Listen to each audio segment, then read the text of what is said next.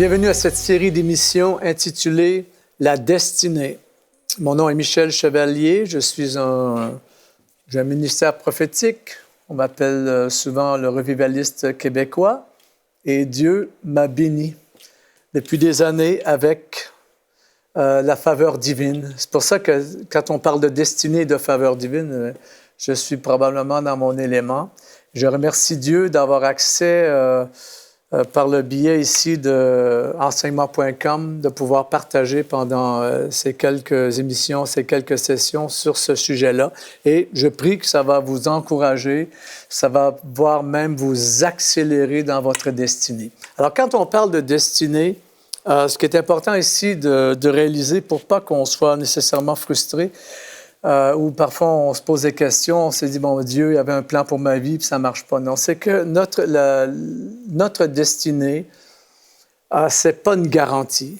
Notre destinée, c'est une possibilité. Et quand on a compris ça, ça va régler pas mal de problèmes. Parce que ce n'est pas parce qu'on est appelé dans une destinée, qu'on est appelé dans un plan de Dieu, que forcément on va y être, que forcément, on va accomplir la volonté de Dieu.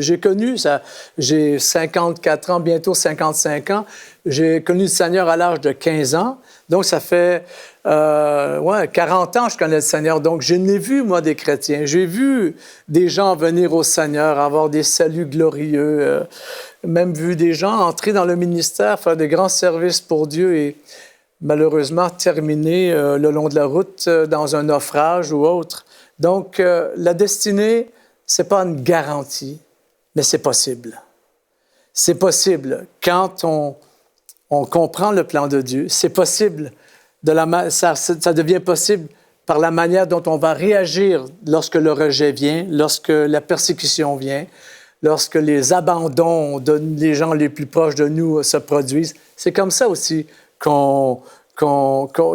ça détermine si on entre ou non dans notre destinée ou si on va aller plus loin dans notre destinée. Parce qu'il y a beaucoup de gens dans la Bible qui ont eu un bon départ. Je me souviens, on peut même tous se souvenir, le roi Saül. Il cherchait les brebis perdues de son père. Il cherchait un troupeau perdu. Et il s'est rendu chez le prophète. Et c'est comme ça qu'il est devenu le premier roi d'Israël. Donc, la Bible même nous dit qu'en un instant, son cœur fut changé. Alors, il y a eu un départ extraordinaire. Dieu aima le roi Saül. Dieu l'aima. Mais on voit plus tard comment il a déraillé, comment il a sorti du plan de Dieu. Et Dieu, il en a trouvé un, comme la Bible nous dit, selon son cœur, et c'était David. Donc, un des exemples aussi, lorsqu'on parle de la destinée ou de la faveur divine, parce que les deux vont ensemble, un exemple qu'on trouvera dans la Bible qui pour moi, l'exemple qui m'interpelle le plus, c'est l'exemple de Joseph, le fils de Jacob. Parce que Joseph, il était jeune, il était pur, il était innocent, il était très prophétique. La nuit, il y avait des rêves, des visions.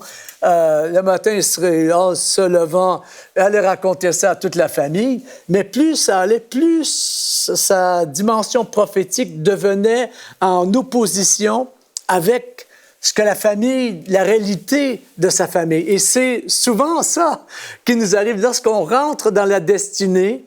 Nos inspirations, nos désirs, notre onction prophétique va forcément entrer en opposition avec des gens qui sont près de nous ou autour de nous. Et ça peut arriver souvent même dans nos églises, dans notre église. Ça peut arriver parfois même dans une relation avec même un père spirituel, parce qu'on verra même que David, plus Dieu rapprochait David du centre, du point tournant de son appel, de sa destinée, plus le roi Saül lui en voulait, plus le roi Saül voulait le détruire.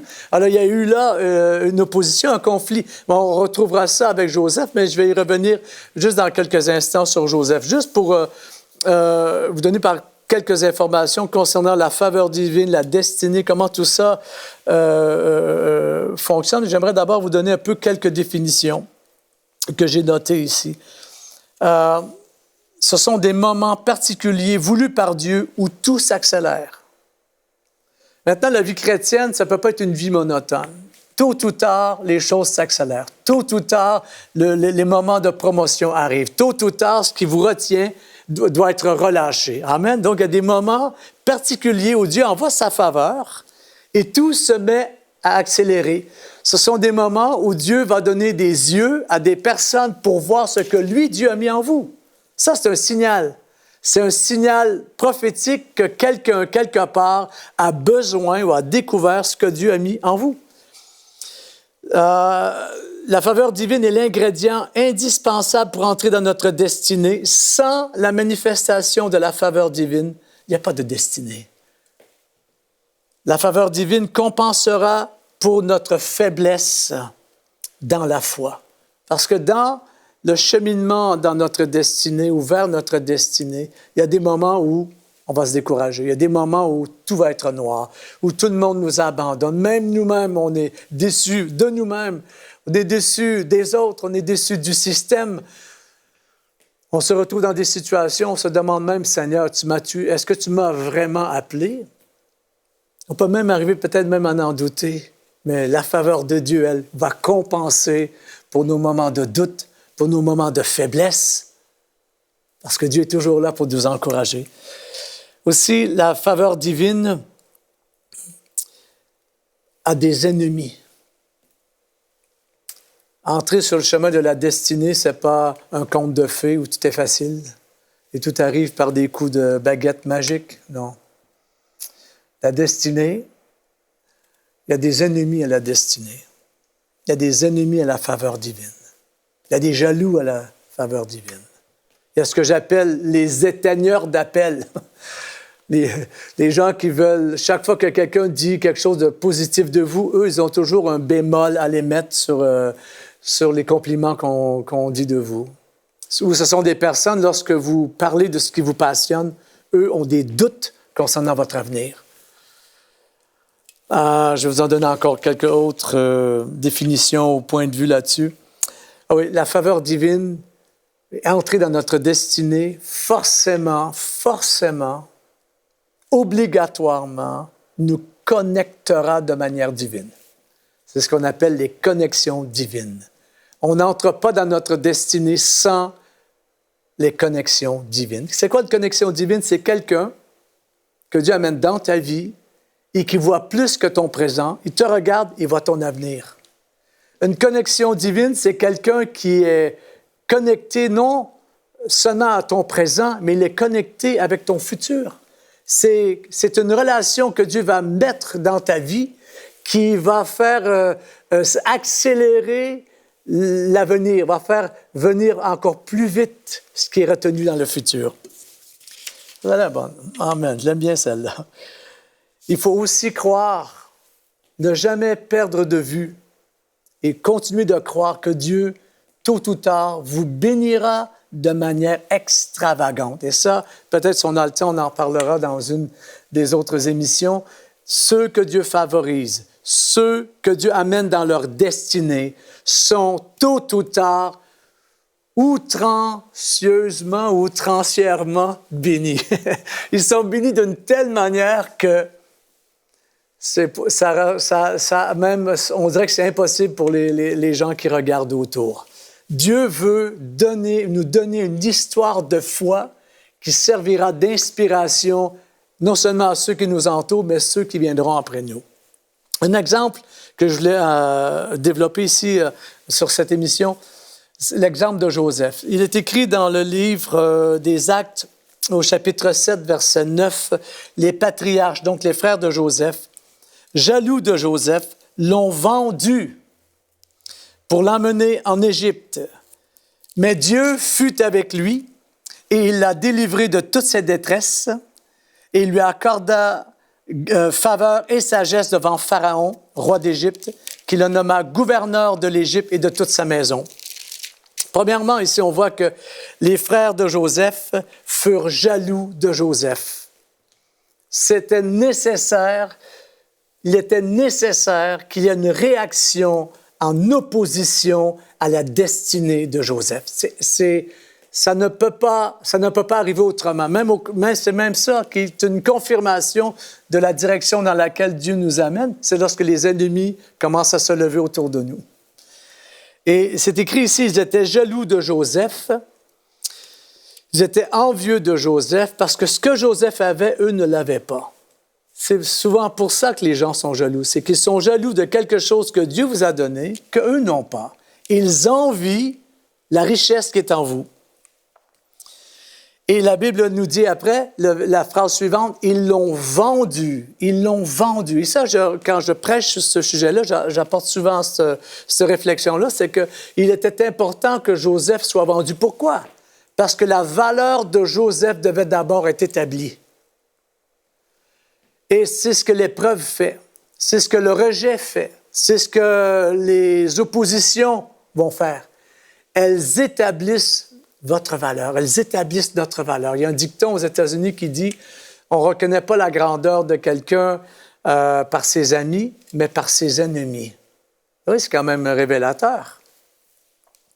La Bible nous dit ici que ses frères l'ont vendu. L'ont vendu et en le vendant, son prix était établi. Sa valeur était établie. Ça prenait un prix plancher, une valeur de départ qui ne pourrait qu'augmenter après. Parce que lorsqu'on entre dans la destinée, tout ce qui est de Dieu en nous augmente. Pour être emmené en Égypte. Donc, on voit ici que la destinée, c'est pas juste quelque chose de général, c'est quelque chose de précis. La destinée de Dieu pour notre vie, elle est reliée à des endroits géographiques. J'appelle ça le géoprophétisme. Ce sont des lieux où Dieu vous amène, où vous y rendez, vous n'y arrivez pas par promotion, vous y arrivez par affliction. Vous n'y arrivez pas par vous avez gagné le compte. Non, vous y arrivez parce que vos ennemis vous ont poussé sur cette voie et vous n'avez pas le choix que d'entreprendre ce chemin et d'aller jusqu'au bout. Et c'est ce qu'on voit ici qui est arrivé avec Joseph. Ses frères l'ont vendu, il est devenu un esclave, son temps s'est arrêté et le temps de Dieu s'est enclenché. Il est nécessaire pour entrer dans notre destinée qu'on sorte de notre temps en nous, de notre temps de culture, de notre temps de pays, de notre temps de notre tradition, pour s'abandonner dans la volonté de Dieu, au travers des situations contraires, au travers des situations en opposition à tout ce qu'on a désiré ou peut-être même qu'on a pensé. Et c'est nécessaire même d'être confronté. Imaginez Joseph ici, avec tous les rêves, les visions qu'il avait eues, qui se voyait, lui, régner sur la famille, être le premier alors qu'il était le plus jeune. Et là, tout est contraire. Là, tout est contraire. Et même pour en rajouter, ses frères l'ont fait passer pour mort aux yeux de son père. Imaginez. Donc, ils l'ont vendu pour être emmené en Égypte. Et la caravane de marchands qui l'ont acheté de ses frères et qui l'ont emmené en Égypte, on voit par l'histoire que cette caravane-là amenait en Égypte les mêmes produits, en fait, que les rois mages ont amenés à Jésus lorsqu'il est né. Wow, n'est-ce pas merveilleux? Que Joseph, même dans cette situation-là, se retrouvait lui-même sur un chemin messianique. Tôt ou tard, Dieu se servirait de Joseph pour sauver sa famille, pour sauver la nation d'Égypte et par le fait même être élevé à un point où lui-même, dans le plus prophétique de ses rêves, n'aurait jamais pensé que ce serait comme ça. Parce que lui-même a réalisé après, avait dit à ses frères, c'est Dieu qui m'a envoyé au-devant de vous. Mais ici, il est écrit que pour qu'il soit amené en Égypte. Donc, rendu en Égypte, qu'est-ce qu'ils ont fait? Les marchands qui étaient propriétaires de Joseph, comme une marchandise, l'ont revendu. Alors, en le revendant en Égypte, la valeur de Joseph, elle a tout d'un coup augmenté. Parce que ces marchands-là ne l'ont pas acheté à un prix pour le revendre au même prix ou voire même moins cher. Tout ce que les marchands vendent, ils font un profit avec. Donc déjà là, Joseph, sa valeur a augmenté. Et moi, je crois que Dieu n'a pas permis que Joseph reste avec la caravane des gypsies, des gitans. Ces marchands-là du désert, ces nomades, n'a pas permis parce qu'eux ne pouvaient pas l'amener plus loin que l'Égypte. Il fallait qu'il soit emmené en Égypte, le pays le plus fort, le pays le plus puissant de l'époque, le pays où tout ce que Dieu avait mis en Joseph pourrait être favorisé. Donc là, bien sûr, en Égypte, il fut vendu, donc il est devenu la propriété, il a changé de propriétaire. Il est devenu la propriété d'un homme qui s'appelle Potiphar. Et là, on voit que c'est un homme, un entrepreneur, un bourgeois, avec des connexions au palais royal, dans la finance, etc., toutes sortes d'entreprises. Vous savez, c'est que Nous, parfois, on pense, oh, j'ai eu une épreuve. Non, tu peux en avoir plusieurs épreuves. Joseph, ici, non seulement il est vendu, il est retiré de sa famille, il va voyager pendant des semaines avec des gitans, des commerçants. Après, rendu en Égypte, on l'amène au marché des esclaves et on le revend à nouveau. Lui, il est complètement déstabilisé. Et il faut apprendre à faire confiance à Dieu. Parce que celui qui appelle, c'est pas nous qui nous appelons, c'est Dieu qui nous appelle. Dieu connaît d'avance le plan de notre vie. D'ailleurs, je lisais ce matin, juste avant de venir ici à l'émission, je lisais dans Ésaïe, et ça me revient à l'esprit, ce que j'ai lu dans Ésaïe ce matin, de chapitre 50, verset 4, c'est écrit « L'Éternel Dieu m'a donné un langage de disciple pour que je sache soutenir par une parole celui qui est épuisé. Et chaque matin, il éveille mon oreille pour que j'écoute à la manière des disciples. » Il est écrit après « Le Seigneur m'a ouvert l'oreille et moi, je ne me suis pas rebellé, je ne me suis pas dérobé. » Imaginez ici comment le cœur d'un serviteur de Dieu devrait être. Le cœur de celui qui entre et marche dans sa destinée devrait être de ne pas se rebeller au chemin qui est ouvert devant nous. Parce que Joseph, en changeant de lieu, en changeant d'endroit, il a dû faire face à l'instabilité. Et là où il s'est retrouvé, c'est là que tout ce que Dieu avait mis en lui a commencé à se développer. Ce n'est pas à la maison chez lui, avec ses frères, ce n'est pas avec papa et maman, bien couverts, bien vêtus. Non. C'est lorsqu'il se retrouvait dans un environnement qui ne lui était pas familier. C'est sa réaction dans un endroit, dans une situation, dans une saison où tout ne lui était pas familier, qui a fait que ce qui était de Dieu en lui, maintenant, a commencé à se développer, à se favoriser. Et là, Joseph s'est mis à travailler pour son maître, et tout ce qu'il touchait réussissait. Donc, bien sûr, Joseph ne savait pas tout d'avance.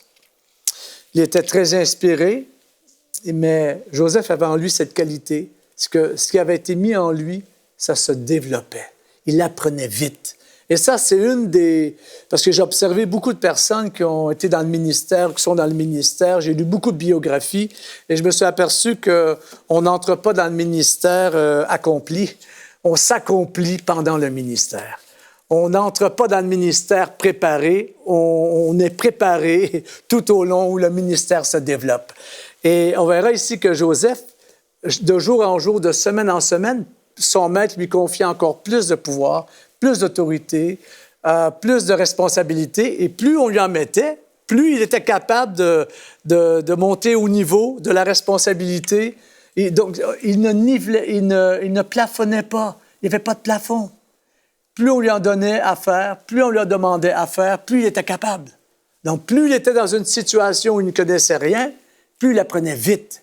Et j'ai remarqué que les gens qui apprennent vite sont des gens qui rentrent dans leur destinée. Quelqu'un m'a dit, j'étais jeune, quand on est jeune dans la foi, on fait des erreurs parfois, et quelqu'un m'avait dit, si tu apprends de tes erreurs, tu as gagné, hein, tu es vainqueur. Mais si tu n'as pas appris de tes erreurs, tu es vaincu. Et c'est la même chose dans notre destinée. Si on apprend sur le moment, si on s'ajuste, si on s'améliore, bien là, on entre, on monte, on va de l'avant. Et là, Joseph, tout ce qu'il touchait, ça lui réussissait. Mais qu'est-ce qui est arrivé à un moment donné? C'est que le plan final de Dieu, c'était pas que Joseph reste avec la caravane des marchands qui l'ont mené en Égypte. C'était même pas qu'il reste avec son maître Potiphar dans les entreprises à prospérer. Non, tôt ou tard, il a plafonné. Et moi, dans mon expérience personnelle, ça m'est arrivé à quelques reprises dans ma vie où dans certains environnements de ministère ou d'église ou de relations, de réseaux, où j'ai plafonné, où je plafonne. Et quand je sens le plafond venir, je sais que Dieu va m'ouvrir une nouvelle porte de promotion. Amen. Plafond veut dire promotion. Plafond veut dire nouvelle onction. Plafond veut dire nouvelle saison. Mais c'est souvent dans ces moments critiques-là que des tests de notre foi et de notre intégrité vont venir à nous. Et ça va être de plus en plus des tests de haut niveau. Là, il y avait l'épouse de Potiphar qui regardait Joseph, ce joli, beau petit Hébreu, là, parce que la Bible dit qu'il était beau, il était joli, qui est sage, qui est doué, qui est prophétique. Tout ce qu'il touche, il réussit. Tu lui donnes un problème, il dépasse le maître. Mais elle veut aller avec lui. Elle veut coucher avec lui. Et lui, il résiste. Et plus il lui résiste, plus elle est frustrée. Tôt ou tard, le forcera à venir vers elle, mais lui la repoussera encore. Alors, ce qu'elle va faire, elle va prendre son vêtement, elle va prendre sa tunique, elle va prendre ce qui l'avait comblé, l'avait certifié dans son état d'esclave, parce que Joseph, à ce moment-là, avait atteint le niveau le plus haut de son état d'esclave. Et il ne pouvait pas aller plus haut. Donc, elle a pris sa veste, comme ses frères ont pris sa tunique que son père lui avait donnée et l'ont fait passer pour mort. Elle va prendre sa veste, elle va s'en servir pour l'accuser et dire à son mari, son époux, tu vois, l'esclave que tu nous as amené, bien regarde, il a voulu coucher avec moi et il sera faussement accusé. Et là, Joseph a été testé dans son intégrité, dans son orgueil, dans son honneur. Et pourquoi Joseph ne voulait pas aller avec elle au lit? C'est que Joseph ne voulait pas mettre sa semence dans le sein, dans le ventre, dans la matrice d'une autre personne que celle que Dieu avait pour lui. Ah, ça, c'est fort, ça.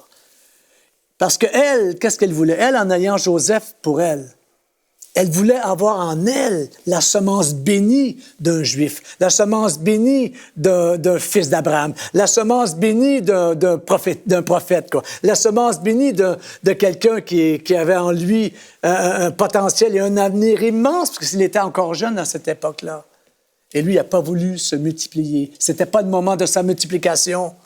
C'était pas le moment de se reproduire. Il était encore en train d'apprendre, en train d'être éprouvé. Il va être éprouvé dans son intégrité morale, dans son intégrité, voire même physique. Et là, faussement accusé, il va être jeté en prison. Et là, Joseph va descendre bas, plus bas que ça, c'est impossible. Mais à chaque fois que Joseph est accusé, ou à chaque fois que Joseph est rejeté, ou à chaque fois que Joseph, on a profité de lui, on s'aperçoit que de galère en galère, dans sa destinée, Joseph va se rapprocher. Il descend plus bas, bien sûr, mais, et on va voir aussi que Joseph, chaque fois qu'il change de propriétaire, son propriétaire est de plus en plus important. Son premier propriétaire, bien sûr, c'est son père, donc il doit le laisser. Il est ressorti de la cellule familiale pour aller se multiplier. Comme David, comme le roi David d'ailleurs. Il a été sorti de sa cellule familiale afin d'être multiplié. Même chose pour Jésus. Il a dû sortir de sa cellule familiale afin de se reproduire. Et même chose pour les disciples, même chose pour l'apôtre Paul. Il a dû sortir de son peuple, sortir de sa nation pour être envoyé dans les nations. Donc, on voit qu'il y a un détachement. Il y a un test au niveau du détachement. Alors, Joseph va changer de propriétaire. Mais là, on va voir que de propriétaire en propriétaire, ces propriétaires sont de plus en plus puissants, de plus en plus riches. Et là, se retrouvant dans la prison, faussement accusé, Dieu va le connecter avec le propriétaire de la prison. Et le propriétaire de la prison, c'est Pharaon. Comment? Et Pharaon est l'homme le plus puissant du pays. Et Joseph va être connecté à Pharaon, pas par la porte d'en haut, par les grandes portes du palais, par la superbe promotion. Non, il va être connecté avec Pharaon par la porte de la prison, par la porte de derrière, par la porte là où sont les gens de mauvaise vie, là où sont les gens accusés, les gens condamnés. Il va se retrouver avec eux, alors lui qui n'a rien fait. Et c'est ce qu'il va faire en prison, qui va le connecter avec Pharaon pour qu'il ait son élévation suprême et vraiment atteindre le lieu de l'appel de Dieu pour sa vie, qu'on va parler d'ailleurs dans l'émission, dans la session suivante. Là, c'est ce que Joseph va faire en prison. Et moi, je vais vous dire quelque chose. Il faut arrêter de blâmer nos pasteurs, blâmer le gouvernement, blâmer nos employeurs, blâmer le système, blâmer les gens autour de nous. Non, c'est ce que l'on fait dans les situations qui détermine si on est un plus que vainqueur ou si on est plus que vaincu. C'est ce que l'on fait dans les situations injustes. C'est ce que l'on fait dans le rejet. C'est ce que l'on fait dans les oppositions, dans les rumeurs, dans les fausses accusations. D'ailleurs, j'ai arrêté de répondre sur Internet aux rumeurs ou aux attaques qui me sont envoyées. Je perds mon temps. Mais c'est ce que l'on fait dans ces situations-là qui détermine comment on entre ou on va aller plus loin dans notre destinée et goûter à la faveur divine. Alors, Joseph en prison, bien sûr. Partout où se retrouve Joseph, il finit toujours par monter. C'est quand même quelque chose, ça. Partout où Joseph se retrouve, il finit toujours par monter. Tu peux le mettre au fond de l'eau, au fond de la piscine, mais il finit toujours par remonter. Vous savez, les gens qui expérimentent leur destinée avec Dieu ont rarement les blues pendant longtemps. Ils ne restent pas longtemps dans les blues. Ils ne sont pas capables de rester découragés longtemps. C'est comme si le découragement, il n'est pas naturel pour quelqu'un qui est dans sa destinée. On ne peut pas vivre avec les blues toujours. Ça ne marche pas. Moi, je ne suis pas heureux quand je suis malheureux. Alors, je ne peux pas rester malheureux longtemps parce que j'ai trop besoin d'être heureux. Mais on voit que là, Joseph, en prison, il va s'occuper des gens. Le geôlier va lui donner les clés de la prison, tout comme Potiphar lui a donné les clés de ses entreprises. Joseph, en prison, se retrouvera avec les clés de la prison. C'est lui qui s'occupe des prisonniers. C'est lui qui gère l'atmosphère et le contexte de tous ces voleurs, ces bandits, ces tueurs, ces gens condamnés. Lui se retrouve, ces gens de promiscuité, etc. Lui se retrouve dans ce milieu-là. Et c'est pas le milieu qui... Joseph ne se transformera pas à l'image du milieu, mais il va affecter le milieu là où il est. Et c'est là qu'on reconnaît quelqu'un qui est dans son appel. C'est là qu'on reconnaît quelqu'un qui marche dans la faveur de Dieu et dans sa destinée. Il change, il affecte l'environnement là où il est. Et là, Joseph va trouver deux hommes qui ont l'air un peu... ils ont rêvé la nuit, ils travaillaient pour Pharaon. Pharaon les a envoyés en prison. Ils font un rêve la nuit. Et Joseph voit bien que le matin, il se pose des questions. Il leur dira, mais votre visage, qu'est-ce qui se passe? Vous avez un drôle de visage. Et là, ils lui diront, on a fait un rêve, on ne comprend pas. Est-ce qu'on a rêvé? Lui... Il va leur dire, allez, racontez-moi votre rêve, parce que moi, je connais très bien les rêves. Je suis ici aujourd'hui à cause de mes rêves dans ma jeunesse.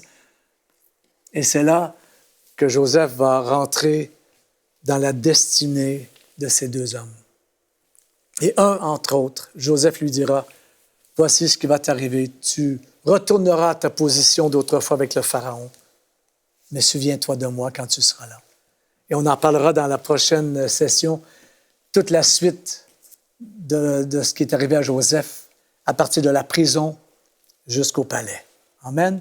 Alors, on se rejoint pour la prochaine émission de la destinée, entrer dans votre destinée par la faveur divine, de la prison jusqu'au palais. Cette émission a pu être réalisée grâce au précieux soutien des partenaires d'Enseignement Canal International. Retrouvez tous nos programmes sur emcitv.com.